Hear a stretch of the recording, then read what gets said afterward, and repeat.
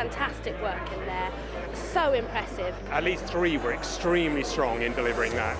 Very, very thorough, exciting, clear analysis and coverage of events around the world. It was quite clear that some had a really different take. They had a unique insight which they brought to the viewer, which, really made them stand out as exceptional. We actually found that the standard of regional journalism was very, very high. And in fact, some of the entries, there was no doubt about it, they were actually as good as any number of national presenters. You've got a real sense that the broadcasters were really pushing at the edges in what they were trying to achieve. I really think television journalism in this country is in a very, very good state. It gives me great pleasure to welcome your host for the evening, Matt Barbet of 5 News. Good evening, ladies and gentlemen, friends and colleagues. Thank you to the Royal Television Society for inviting me. Our first award this evening, the RTS Presenter of the Year, is Julie Etchinger of ITV News. It's a huge honour to receive this award tonight. It's been an extraordinary news year. You keep it fresh by always keeping your audience really at the heart of everything you do, because we are there as their eyes and ears. We should be asking the questions that they want asked. The winner is Sky News. We're delighted to win the award. We didn't think we would. It's a very, very competitive, tight world, the world of non-stop news, so we're really pleased. It's a big tribute to the whole team. The winner is the Becky Watts murder trial, a BBC Points West special.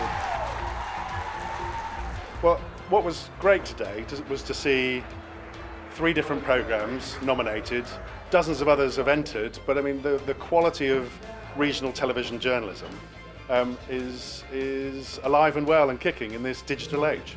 Next award is for Regional Presenter. The winner is Stewart White. We grow into our audience and into our jobs. I've been presenting Lookies for 32 years and I learn something nearly every day. To get a national one and to have 3 on my mantelpiece now is fantastic. I'm very proud. The winner is Life After April, week in, week out from BBC Wales.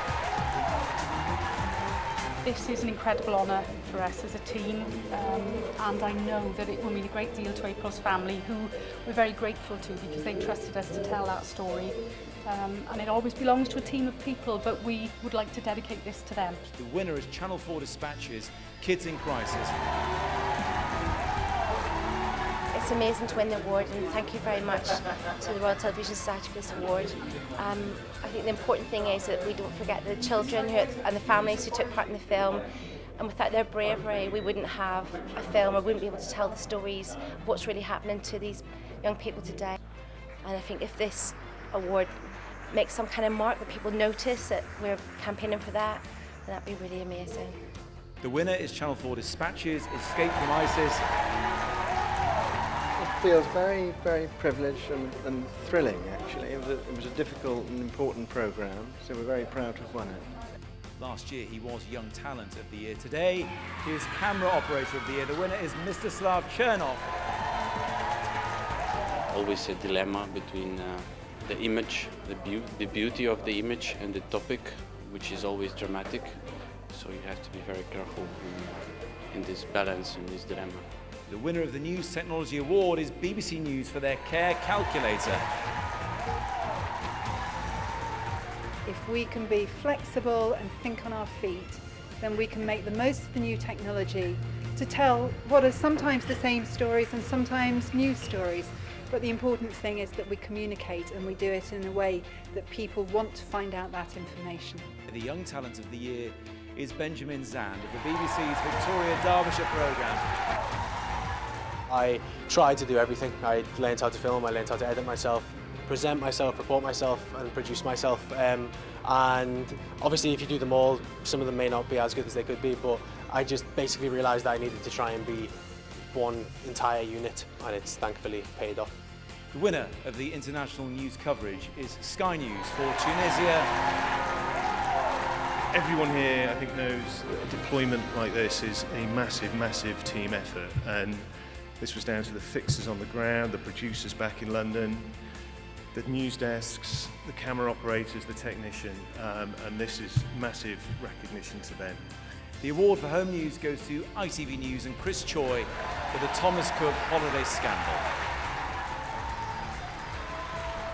It is so important that people get awarded, organisations get awarded for pursuing stories, for commitment, putting their editorial and financial muscle behind important stories.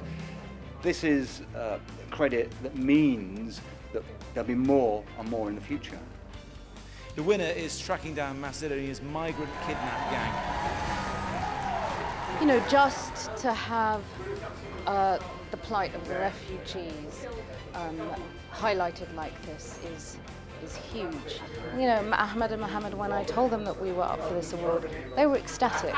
They want the world to know what refugees go through. They don't want to do this journey. They don't want to leave their homes. They'd much rather be home.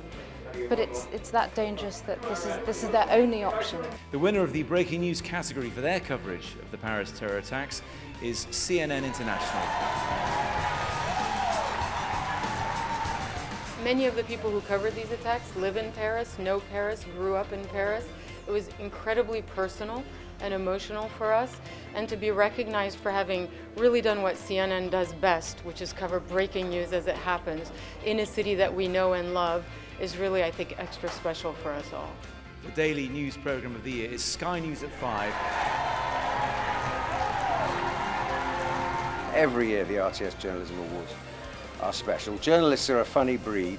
We don't see ourselves as professionals, we see ourselves as tradespeople, but we believe in what we do. The winning interview is Jeremy Bowen and President Assad. We come into people's lives at their worst moments. And unless there's, there has to be a good reason for doing journalism. And I think there is one, which is to try and illuminate what's going on, particularly, in my case, working in the Middle East, some of the really dark things that happen. The winner of Scoop of the Year is BBC Newsnight for the closure of Kids Company. It's a very weak story picture-wise, and it's very difficult to sort of engage an audience whilst telling this story, because it's essentially a story about, papers and numbers and things that have happened that you can't really visualise. The Specialist Journalist of the Year is Nima Elbagir of CNN.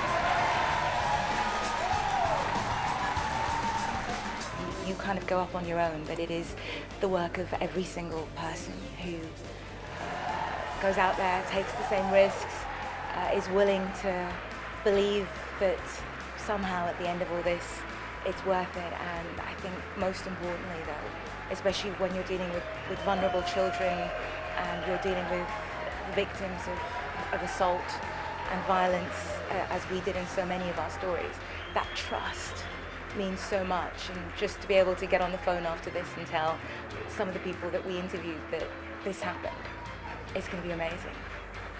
So this year's Royal Television Society Judges Award goes to the Director of Operations at Sky News, Jackie Faulkner. I'm absolutely honoured and overwhelmed by it, and it's not for me, it's for everybody that works for me. I have a massive team of people, over 100 people work for me, and this is for them tonight. It really is. It's been great, absolutely great. This is extremely important to all the broadcasters, I know it is. We all talk about it and we all fight about it afterwards, so it's very competitive. The RTS Journalist of the Year is, for an unprecedented fifth time, Alex Crawford of Sky News. When you're being judged by your peers, it matters if your peers think you've done something that's quite good. It just matters. And because of that reason, everyone, there's no one in that room who doesn't take it seriously and who doesn't want to be recognised, because that's, in a way, we're here to educate and inform, and then if your peers give you a little pat on the back after that, it feels pretty good.